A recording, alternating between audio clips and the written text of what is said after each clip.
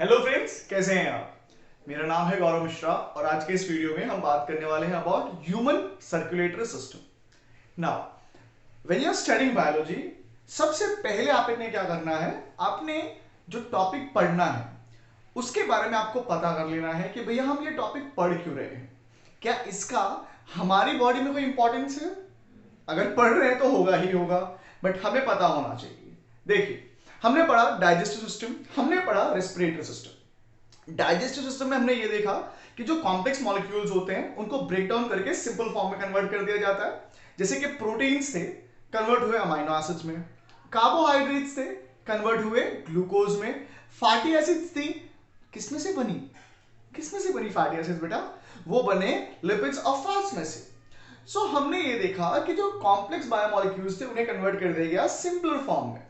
फिर क्वेश्चन ये भी करना चाहिए हमें अपने आप से कि ये जो सिंप्लीफिकेशन हुआ, ये सिंप्लीफाई किया गया, उन्हें पहुंचाया कहां गया, उन्हें पहुंचाया गया सेल्स तक। उन्हें पहुंचाया गया सेल्स तक जहां पे उनका मेटाबॉलिज्म होगा ऑक्सीजन की मदद से, है ना। अब ऑक्सीजन कहां से आई, ऑक्सीजन आई बाहर हवा में से, पहुंची आपके लंग्स तक। लंग्स से उस ऑक्सीजन को पहुंचाना आपने सेल तक, और सेल जब इस ऑक्सीजन को यूटिलाइज करेगी, बदले में प्रोड्यूस करेगी कार्बन डाइऑक्साइड। तो उस कार्बन डाइऑक्साइड को आपके सेल से वापस लाना था इन फेफड़ों तक। रेस्पिरेशन का काम हुआ यहां पर।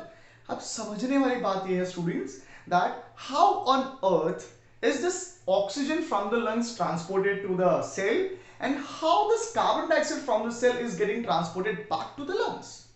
You understand?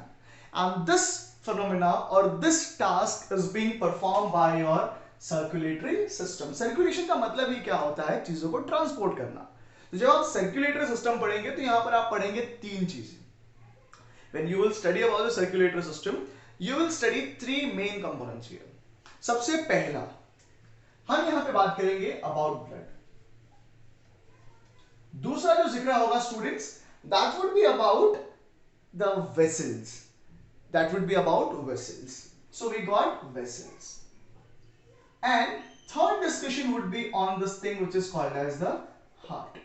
तो सर्कुलेटरी सिस्टम जो होता है वो होता है तीन चीजों का बना हुआ, जिसमें सबसे पहले आता है ब्लड, फिर आता है आपका सेकेंड नंबर पे वेसल्स, और थर्ड पे आते हैं आपका आपके आपके जो दिल है, आपका जो हृदय है, आपका जो हार्ट है वो। ठीक है, तो स्टार्ट करते हैं हम ब्लड के बारे में। अब समझ लो कि भैया आपके पास बहुत सारा पानी है। ठीक है, ये पानी को आपको पहुंचाना है ऊपर टंकी में। ठीक है, टंकी कंसीडर कर लो आपकी बॉडी है, या फिर आपका कोई सेल है जहां तक आपको उस पानी को पहुंचाना था। पानी को कंसीडर कर लो आप ब्लड। अब ये पानी बाल्टी भर भर के तो ऊपर लेके जाएंगे नहीं टंकी में, हम लोग कैसे लेके जाएंगे, we will connect it with some pipe. अब वो पाइप से क्या होगा, ब्लड पहुंचाया जाएगा उस टंकी तक। ठीक है, अब आपको ये पता होना चाहिए कि पानी को अगर नीचे से ऊपर पहुंचाना है तो भाई साहब मोटर चालू करनी पड़ेगी। मोटर मतलब पंप, और वो पंप यहाँ पे हमारा हार्ट है। ठीक है, चलिए अगर इतना कंसेप्ट हो गया है क्लियर, तो मैं आगे स्टार्ट करता हूं ब्लड के बारे में। देखिए, ब्लड के बारे में जब आप बात करोगे तो blood happens to be red liquid. ठीक है, it is the liquid part, and mostly ये होता है रेड कलर का। मोस्टली क्या, रेड कलर का ही होता है। एक बहुत सिंपल सा सवाल पूछेंगे बच्चों, रेड कलर का ब्लड क्यों होता है। ठीक है, चलिए ब्लड की बात हो रही है, ब्लड की बात हो रही है, तो ब्लड जो है इसके होते हैं दो कंपोनेंट। एक तो इसके अंदर होता है लिक्विड कंपोनेंट जिसे हम लोग कहते हैं प्लाज्मा। एक होता है इसके अंदर लिक्विड कंपोनेंट जिसे कहा जाता है प्लाज्मा। प्लाज्मा जो है ये क्या करता है, it is actually causing the transportation, it is actually causing the transportation of food, hormones, फिर बहुत सारी गैसेस। ठीक है, आपने अब्सॉर्ब किया जो फूड को, उस फूड को ट्रांसपोर्ट करना है ना सेल्स तक, तो वो ट्रांसपोर्टेशन किया जाएगा आपके प्लाज्मा के द्वारा। आपकी जो गैसेस होंगी उनको ट्रांसपोर्ट करवाया जाएगा, हॉर्मोन्स को ट्रांसपोर्ट करवाया जाएगा अलग अलग जगह पर आपकी बॉडी में, किसके द्वारा, प्लाज्मा के द्वारा। इसके अलावा आप देखेंगे प्लाज्मा में बहुत सारे प्रोटीन्स होते हैं। इस प्लाज्मा में बहुत सारे प्रोटीन्स होते हैं। आपको मेनली जो है तीन प्रोटीन ध्यान में रख के रखने हैं, जिसमें सबसे पहला जो प्रोटीन है वो है फाइब्रिन। ठीक है, आपने देखा होगा कभी आपको चोट लग गई तो वो चोट जो लगती है, खून बहता है, खून बहता बहता बहता बहता बहता ही रहता नहीं है। एक समय के बाद में आपका खून बहना जो है वो बंद हो जाता है, और वो होता है इस फाइब्रिन की वजह से। उस फिनोमेना को हम लोग कहते हैं ब्लड क्लॉटिंग। ठीक है, तो फाइब्रिन जो है वो करवाता है ब्लड की क्लॉटिंग। ठीक है, फिर आया दूसरा प्रोटीन। दूसरा प्रोटीन जो है बच्चों वो है एल्ब्यूमिन। जस्ट अ मिनट, या इट इज एल्ब्यूमिन। अगर आप एल्ब्यूमिन की बात करते हैं तो आप देखिए आपकी बॉडी के अंदर ऑस्मोटिक बैलेंस बनाए रखना होता है, ऑस्मोरेगुलेशन करना होता है, आयनिक बैलेंस बनाए रखना होता है। तो ये सारा जो काम है आयनिक बैलेंस का, ऑस्मोटिक बैलेंस बनाए रखने का काम, वो दिया गया है इस एल्ब्यूमिन को। आपने अगर अंडे देखे होंगे तो उसमें वो जो व्हाइट वाला पार्ट होता है, it is very much rich in albumin. ठीक है, तो it can be considered to maintain the osmotic pressure, और I would simply write it down as osmotic balance करने का काम करता है ये। और फाइनली देखिए, आपके बॉडी में जब कोई बैक्टीरिया अंदर आ जाता है या फिर कोई भी फॉरेन पार्टिकल आपके बॉडी के अंदर इंड्यूस हो जाता है, एंटर कर जाता है, तो आपकी बॉडी क्या करती है? आपकी बॉडी जनरेट करती है इम्यून रिस्पॉन्स, और वो इम्यून रिस्पॉन्स आता है by something called as immunoglobins, जिसको आप बोलते हो एंटीबॉडीज। ठीक है, तो वो एंटीबॉडीज क्या है? वो है इम्यूनोग्लोबिन। इम्यूनोग्लोबिन, इसको जब आप हायर क्लास में जाइएगा तो आप पढ़िएगा इम्यूनोलॉजी के अंदर, इसको आईजी के नाम से लिखा जाता है अक्सर, आईजीए, आईजीई। ठीक है, एलर्जी जब होती है, जिसको अस्थमा वगैरह का प्रॉब्लम होता है, उनके अंदर एंटीबॉडी बनती है आईजीई। ठीक है, हिस्टामाइन और सेरोटोनिन जो होते हैं वो बनते हैं मास्ट सेल के द्वारा, और उनके अंदर एंटीबॉडी बनती है आईजीई। ठीक है, चलिए, आपने देखा वो लोग पंप भी लेते हैं, तो जो अस्थमा वाले पंप लेते हैं वो क्या करते हैं, उस पंप के अंदर होता है एंटीहिस्टामाइन। ये एंटीहिस्टामाइन क्या करेगा, वो जो हिस्टामाइन बढ़ा था, सेरोटोनिन बढ़ा था आपकी बॉडी के अंदर, उसको डिक्रीज कर देता है। ठीक है, इम्यूनोग्लोबिन जो है, नाम से हमको समझ में आता है कि ये एसोसिएटेड है बच्चों इम्यूनिटी के साथ में। ठीक है, ये अभी जो बात हुई है, ये बात हुई है किसकी? प्लाज्मा की। जो दूसरे कंपोनेंट है हमारे ब्लड के, वो है फॉर्म्ड एलिमेंट्स। वो है फॉर्म्ड एलिमेंट्स। फॉर्म्ड एलिमेंट्स तो इतना बाहरी भरकम नाम देख के घबराओ मत। फॉर्म्ड एलिमेंट्स का मतलब कुछ नहीं है यार। फॉर्म्ड एलिमेंट्स का मतलब, जिसको अभी तक हम लोग सेल्स बोलते आ रहे थे, वो है। ठीक है, आरबीसी है, डब्ल्यूबीसी और प्लेटलेट्स है। ठीक है, तो फॉर्म्ड एलिमेंट्स में तीन आ गई आपके पास। एक तो आ गई आपकी आरबीसी। आरबीसी को रेड ब्लड सेल्स बोलते हैं, बट वो 7वीं क्लास वाला ही बच्चा बोल सकता है, आप तो 10वीं क्लास में हो, तो आप उसे आरबीसी ना बोल के एरिथ्रोसाइट्स कहेंगे। क्या कहेंगे? Erythrocytes. So I will not write erythrocytes because of the lack of the space here. I would simply put it as RBC. RBC करता क्या है? RBC करता क्या है? RBC जो है एक बाइकॉन्केव सेल है, ऐसा कुछ सेल है जो रेड कलर का पिगमेंट अपने पास पोजेस करता है। उस रेड कलर के पिगमेंट को हम लोग कहते हैं हीमोग्लोबिन। ठीक है, यहां पर भी मैंने आपको बोला था हीमोग्लोबिन। तो ये रेड कलर का पिगमेंट जो है वो हीमोग्लोबिन है, और आरबीसी के अंदर देखा जाता है। ब्लड के अंदर आरबीसी की मात्रा बहुत ज्यादा होती है, इसकी वजह से हमारा ब्लड जो है वो भी लाल दिखता है। ये बेसिकली एसोसिएटेड है ट्रांसपोर्ट ऑफ गैस के साथ में। It is associated with transport of gases, in particular oxygen and carbon dioxide. बहुत कम मात्रा में ही सही कार्बन डाइऑक्साइड का ट्रांसपोर्टेशन किया जाता है। दूसरी जो सेल होती है वो होती है हमारे WBC, व्हाइट ब्लड सेल्स। 7वीं क्लास वालों के लिए, आप लोगों के लिए ल्यूकोसाइट्स। ल्यूकोसाइट्स जो है ये हमारी बॉडी की इम्यून के सेल्स हैं, इम्यूनिटी के सेल्स हैं। ये क्या करती है? बाहर से आए हुए बैक्टीरिया को, माइक्रोब्स को, या किसी भी पैथोजन को एंगल्फ कर जाती हैं। ये जो इम्यूनिटी के जो पार्ट थे, इम्यूनोग्लोबिन, ये अलग तरीके से काम करते थे। हमारी WBC जो है वो अलग तरीके से काम करती है। ये बात आपको एकदम अच्छे से समझ लेनी है। समझिए बात, WBC क्या करती है? It kills pathogen which infect our body. ठीक है, और लास्ट में आई हमारी सबसे छोटी सी सेल। भाई साहब, WBC का जो होता है इसमें अलग अलग प्रकार होते हैं, तो उसमें से मैं कुछ एक आपको बता दे रहा हूं। ये फैगोसाइटोसिस करती हुई कोई WBC है। ठीक है, फिर लास्टली हमारे पास एक सेल आती है, इसको हम लोग क्या बोलते हैं? इसको हम लोग बोलते हैं प्लेटलेट। तुम प्लेट लेकर के लेट गए तो वो बन गई प्लेटलेट, ठीक है। That was on a lighter note, बहुत भद्दा सा जोक था मुझे पता है। प्लेटलेट क्या करते हैं? प्लेटलेट ब्लड क्लॉट करवाते हैं। They are responsible for blood clotting, ठीक है। They are responsible for blood clotting. तुम बोलोगे सर क्या सर आप बेवकूफ बना रहे हो, हैं क्या आप बेवकूफ बना रहे हो सर? आप बोल रहे हो कि एल्ब्यूमिन जो, अरे फाइब्रिन जो था वो भी ब्लड क्लॉटिंग कराता है सर, ये भी ब्लड क्लॉटिंग करवाता है, ऐसे कैसे सर? आप क्या एक ही चीज को दो दो बार बता रहे हो सर? बेटा अलग अलग चीजें हैं एक ही, बट दोनों काम अलग अलग कर रहे हैं। ब्लड क्लॉटिंग में पहले फाइब्रिन जो था ऐसे कुछ मेश जालीदार नेटवर्क बना देगा, ठीक है। ये जालीदार नेटवर्क जब बनेगा तो होगा ये कि यहां पर हमारी जो प्लेटलेट्स थी वो आकर के इस जाली के अंदर फंस जाएंगी, और जब ये फंस जाएंगी तो क्या होगा मालूम है? इसके पीछे जो दूसरे कंपोनेंट थे, आरबीसी थी, डब्ल्यूबीसी थी या प्लाज्मा प्लाज्मा जो भी था, वो बाहर नहीं जा पाएगा, समझे तुम? एकदम तंग करके खड़े हो जाएंगे। हम जहां से खड़े होते हैं वहीं से लाइन स्टार्ट होती है, बोलो हाँ के ना? लाइन वहीं से स्टार्ट होती है, ठीक है।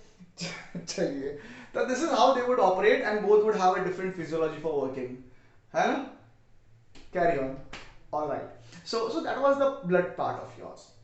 Now, having understood blood, we also have to get it transported to various part of the body, and that would be carried out by these guys called as blood vessels. So चलिए बात करते हैं blood vessels के बारे में।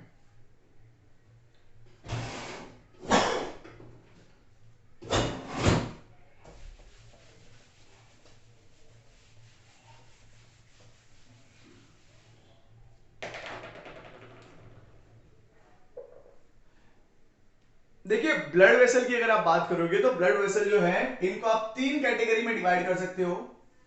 सबसे पहले आ गई आपकी आर्टरी, दूसरी आ गई आपकी वेन, और जो तीसरी है वो आ गई आपकी कैपिलरी। अब बहुत गंदी सी डेफिनेशन सब लिखवाते हैं क्या कि आर्टरी जो है it is carrying oxygenated blood, when जो है इट कैरीज डीऑक्सीजनेटेड ब्लड। अरे भाई साहब वो डेफिनेशन नहीं है, that is not the actual definition of artery. Artery is any vessel, कोई भी ऐसी ट्यूब जो ब्लड को तुम्हारे दिल, लेफ्ट साइड है ना, जो तुम्हारे ब्लड को इस दिल से दूर लेके जाएगी। any vessel, any tube that carries the blood away from your heart, heart left side में होता है थोड़ा सा, ठीक है, ज्यादा इधर मत दिखा दो, यहां पर हल्का सा लेफ्ट साइड में होता है। it carries the blood away from your heart and that would be artery. Now if there is a vessel which is bringing the blood towards the heart, वो वेन हो जाएगी। तो वो ऑक्सीजनेटेड और deoxygenated वाला कंसेप्ट याद रखो, ठीक है, बट एक्चुअल जो काम है वो आपको पता होना चाहिए। आर्टरी क्या करती है? It carry blood away from heart, ठीक है, तुम्हारे दिल से तुम्हारे खून को दूर लेके जाने का काम कर रही है वो आर्टरी है। अब आर्टरी क्योंकि हार्ट से निकलती है, हार्ट जो है भाई बहुत पंप करता है तो प्रेशर ज्यादा होता है। ज्यादा प्रेशर अगर तुम्हें बर्दाश्त करना है तो तुम ऐसे सुखड़े से रहोगे कि एकदम भारी भरकम मोटे तगड़े रहोगे, तो हमारी जो आर्टरी की वॉल होती है वो थिक होती है। Wall are thick, they are thick walled structure, ठीक है। नाउ यहां पर ध्यान रखने वाली बात यह है कि एक एक्सेप्शन है। जैसे तुम पढ़ते हो कि भैया आर्टरी ऑक्सीजनेटेड ब्लड कैरी करती है, वो मैं बताया नहीं आपको, वो लिख लो। मोस्टली ये जो कैरी करती है वो ऑक्सीजनेटेड ब्लड होता है, बट यहां पर एक एक्सेप्शन है भाई, इसीलिए ये वाली डेफिनेशन जो है ना वो सही नहीं बैठती कि ऑक्सीजनेटेड ब्लड है उसके अंदर। एक्सेप्शन क्या है? एक ऐसी आर्टरी है जो तुम्हारे डीऑक्सीजनेटेड ब्लड को कैरी करेगी तुम्हारे हार्ट से लंग्स तक। So there'll be a vessel, in fact artery, which will carry the blood from your lungs, from your heart to your lungs, and that would be called as your pulmonary artery. So you have an exception here. I would write it as X, that is pulmonary artery. There is a pulmonary artery This pulmonary artery carries deoxygenated blood from the heart to the lungs. Alright, coming to the vein. When जैसे artery blood को heart से दूर ला रही थी, दूर ले जा रही थी, इनफैक्ट वेन क्या करेगी, ब्लड को तुम्हारे हार्ट के पास लेके आएगी. तो it carries blood towards heart, और carry blood, just a minute, या it carry blood towards heart. चलिए अब हमारे हार्ट की तरफ आ गया है ब्लड. तुम देखो तुम्हारी बॉडी से जब ब्लड हार्ट तक आता है तो प्रेशर कम होता है. अब प्रेशर कम टॉलरेट करना है, इसलिए तुम्हारी वेन्स जो होती हैं वो कैसी होती है, थिन वॉल्ड होती हैं. ठीक है, तो veins are thin walled structure, they are thin walled. Now जैसे तुम लोग बोलते हो कि वेन जो है सर कौन सा ब्लड कैरी करेगी, डीऑक्सीजनेटेड करेगी, तो लिख लेंगे मोस्टली डीऑक्सीजनेटेड लिखना भाई, मोस्टली डीऑक्सीजनेटेड ब्लड लिखना तुम. फिर यहां पर भी एक एक्सेप्शन हो जाएगा यार, इधर भी एक एक्सेप्शन हो जाएगा. जैसे पल्मोनरी आर्टरी हार्ट से लेके गई थी लंग्स में, वैसे लंग्स से प्योर ब्लड, ऑक्सीजनेटेड ब्लड वापस आएगा तेरे हार्ट के अंदर, तुम्हारे हार्ट के अंदर, तो वो जो लेकर के आती है वो होती है पल्मोनरी वेन. तो यहां पर एक्सेप्शन क्या हो जाएगा, एक्सेप्शन हो गया पल्मोनरी वेन. ठीक है, चलो यहां तक की कहानी क्लियर हो चुकी है बच्चों को. बात करेंगे बच्चे अब कैपिलरी के बारे में. अभी तक जो ब्लड आया और जहां पे गया वो बड़े बड़े स्ट्रक्चर थे, अब पहुंचाना है मुझे छोटे छोटे स्ट्रक्चर में, छोटे छोटे जगह पर टिश्यू लेवल पे पहुंचाना है भाई मेरे. ये देखिए टिश्यू लेवल हो गया, ये टिश्यूज यहाँ पे तेरी सेल्स हो गई. ठीक है, अब अगर तू कंसीडर करता है इस चीज को कि ये तेरे टिश्यू हैं और यहाँ पे तुझे ब्लड सप्लाई करना है वेसल्स के द्वारा, तो भाई मेरे वेसल्स कुछ इतनी बड़ी हैं, ड्रेनेज का पाइप है, ये टिश्यूज तो बह जाएगा उसके साथ में. तू चाहता है बहे नहीं, तुम चाहते हो कि वो ना बहे, तुम चाहते हो कि भैया हौले हौले वहां पर ब्लड जाए और थोड़ा थोड़ा ब्लड जाए. इतना सारा ब्लड अगर गया ना तो भाई तुम्हारी सेल्स बह जाएंगी उसके साथ में, और वो तुम चाहते नहीं हो.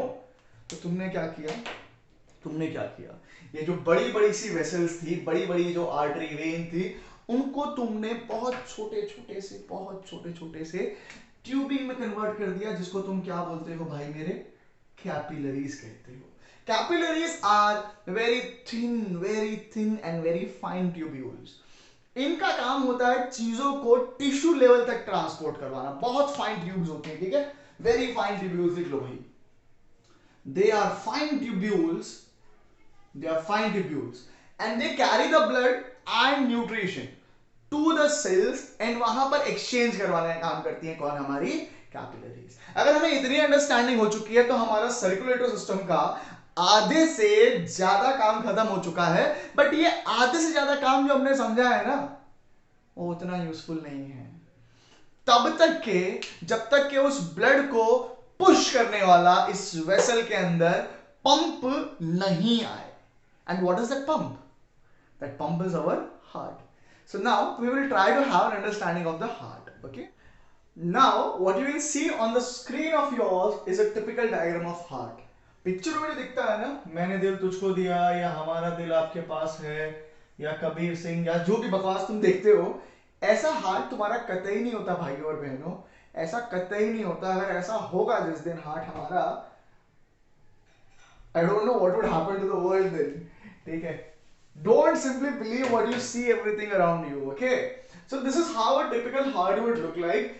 NCERT में कुछ ऐसा दे रखा है. अगर आपको इसका कुछ सिंपल वर्जन बनाना है तो what you can do is, आप एक सीधा सी बनाओ, एक उल्टा सी बनाओ, फिर एक सीधा सी बनाओ और एक उल्टा सी बनाओ, दोनों को जोड़ दो. ठीक है, इनके बीच में आप क्या कर दो, ऐसी लाइन बना दो, ये आपके 4 चेंबर हो गए. ये जो उल्टा सी सबसे पहले बनाया था उसके ऊपर ऐसी एक पाइप लगा दो, यहां पर एक और यहां पर एक लगा दो, आपका हार्ट बनके तैयार हो गया है. ठीक है, बस इतना सा कर दो, इनके बीच में सेपरेशन डाल देना थोड़ा सा, आपका टिपिकल हार्ट बनके तैयार हो गया है. अगर आप इतना झंझट नहीं लगाना चाहते हो, इतना समय नहीं व्यतीत करना चाहते हो, तो draw a simple version. Nobody would decrease your marks, nobody would cut your marks. हाँ जी, अब देखिए यहां पर हम आए हैं, यहां पर हमको समझना क्या है. एक heart is a pumping organ of your body. ठीक है, ये क्या करता है, आपके बॉडी के अंदर जो भी ब्लड था उसको अलग अलग जगह पे पंप करता है. अलग जगह मतलब यहाँ पर है, माथे पे पहुंचाएगा, हाथों में पहुंचाएगा, नीचे पैरों में, पेट पे, हर कहीं पहुंचाएगा. तो it will transport the blood to various part of the body. ठीक है, दूसरा इस हार्ट को जब आप ऑब्जर्व करोगे तो आप देखोगे यहाँ पे मैंने जो जो राइट साइड है वहां पर ब्लू कलर यूज किया है और लेफ्ट साइड पे मैंने रेड कलर यूज किया है।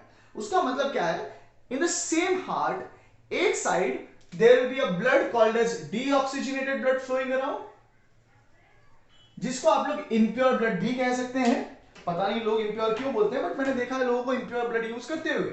दूसरा जो होता है वो होता है ऑक्सीजनेटेड ब्लड। इन दोनों में फर्क क्या है बच्चों, जो डीऑक्सीजनेटेड है उसके अंदर कार्बन डाइऑक्साइड की मात्रा ज्यादा है और ऑक्सीजनेटेड ब्लड के अंदर ऑक्सीजन की मात्रा ज्यादा है।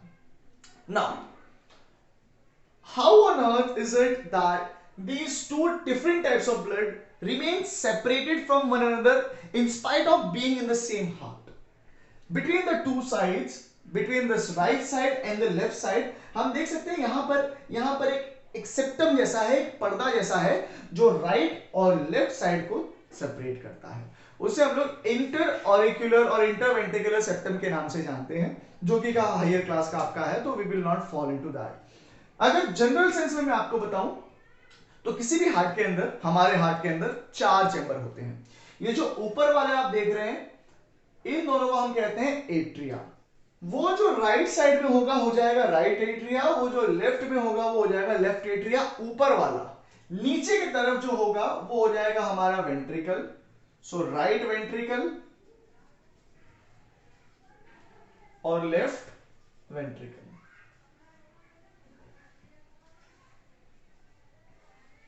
आप देख पाएंगे एट्रिया के जस्ट नीचे 2 और चैम्बर है जिन्हें हम कहते हैं वेंट्रिकल।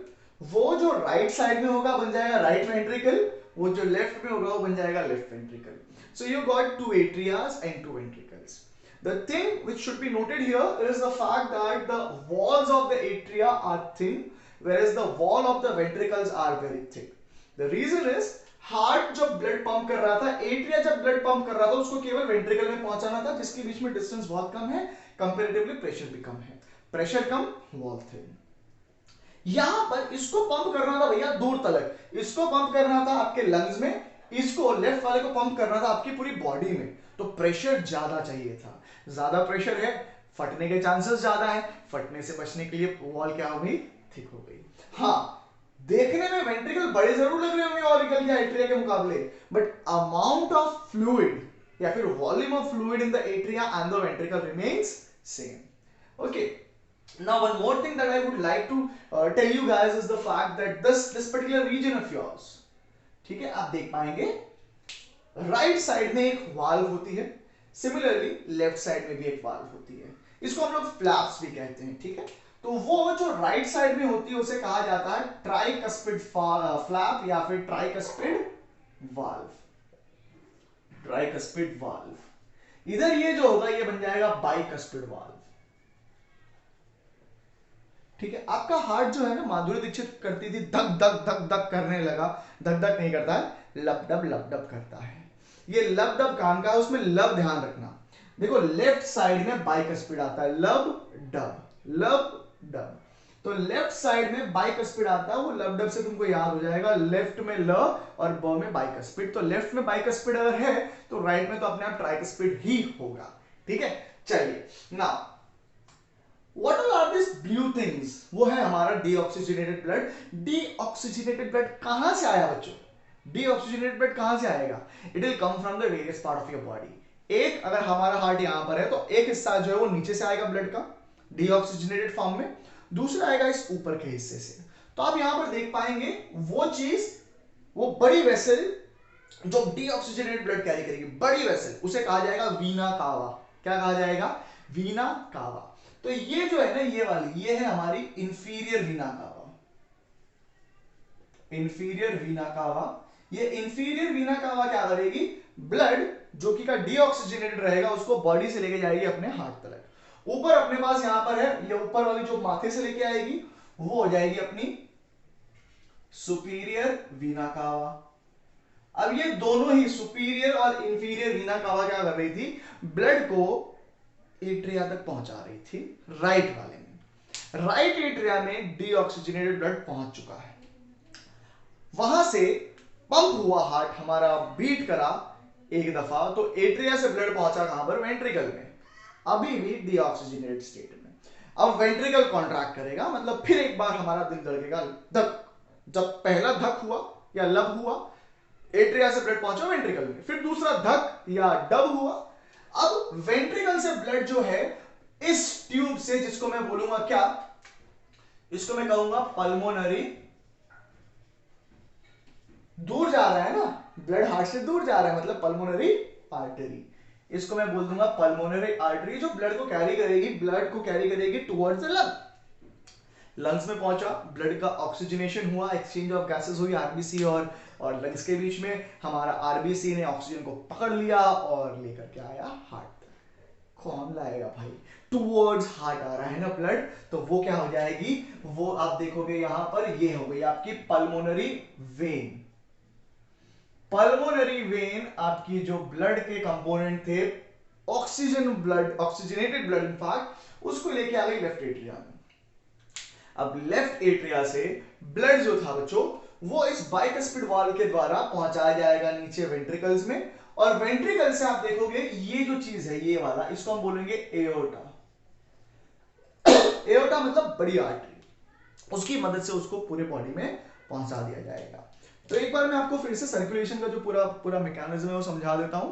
होता ऐसा है कि आपकी बॉडी से डीऑक्सीजनेटेड ब्लड पहुंचा राइट एट्रिया में, उसी समय हमारे लंग्स में से पल्मोनरी वेन ऑक्सीजनेटेड ब्लड लेके आई लेफ्ट साइड में। तो अब लेफ्ट और राइट दोनों ही जो चैम्बर्स थे एट्रिया के, भरे हुए थे ब्लड से, राइट में डीऑक्सीजनेटेड और लेफ्ट में oxygenated. Now the atrias would contract, atrias contract करेंगे, तो जो ब्लड रहा होगा एट्रिया के अंदर, वो सारा का सारा राइट में ट्राइकस्पिड वाल्व ओपन होगा, लेफ्ट में बाइकस्पिड वाल्व ओपन होगा, और अब राइट साइड के एट्रिया से डीऑक्सीजनेटेड ब्लड पहुंचेगा राइट साइड के वेंट्रिकल में। वैसे लेफ्ट साइड के एट्रिया से बाइकस्पिड वाल्व से होते हुए ऑक्सीजनेटेड ब्लड पहुंचाया जाएगा लेफ्ट वेंट्रिकल में। अभी हमारे एट्रिया कॉन्ट्रैक्टेड स्टेट में थे। अब वाल्व्स का फंक्शन क्या था, ये जो ट्राइकस्पिड और बाइकस्पिड वाल्व है, उन्होंने किया क्या, उन्होंने इंश्योर किया कि जो ब्लड है वो वेंट्रिकल्स तक ही सीमित रहे, वो वेंट्रिकल से वापस निकल करके एट्रिया में ना आ जाए। अब हमारा हार्ट जो था, उसके अंदर एट्रिया खाली हो चुके थे, वेंट्रिकल्स जो थे वो ब्लड से भरे हुए थे। राइट साइड में राइट साइड में डीऑक्सीजनेटेड और लेफ्ट साइड में oxygenated. Now there will be the other contraction, that is dub, या फिर वापस तुम्हारी भाषा में धक। अब जो राइट वेंट्रिकल था, उसमें से ब्लड पहुंचा दिया जाएगा इस पल्मोनरी आर्टरी के द्वारा आपके लंग्स में। सिमिलरली लेफ्ट वेंट्रिकल से ऑक्सीजनेटेड ब्लड पुश किया जाएगा एओर्टा की मदद से towards the various part of the body. अब तुमने यहां पर दो चीजें देखी, एक कि पहले सारा का सारा ब्लड जो था आपके हार्ट में आ रहा था, दूसरा हार्ट से ब्लड जा रहा था आपके लंग्स में, फिर वापस हार्ट में आ रहा था, हार्ट से वापस बॉडी में जा रहा था। तो तुम देखे क्या, ये अगर तुम्हारा हार्ट है, ये तुम्हारी बॉडी है, फिर ये तुम्हारे लंग्स हैं,